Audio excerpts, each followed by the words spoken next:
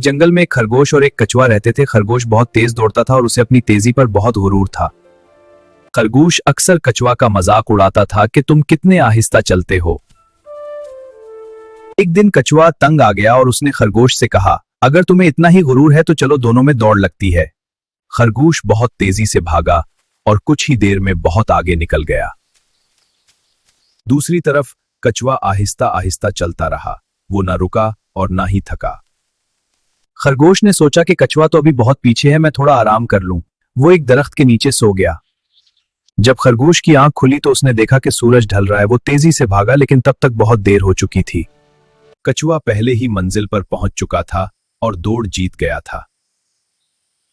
खरगोश को अपने गुरूर पर बहुत शर्मिंदगी हुई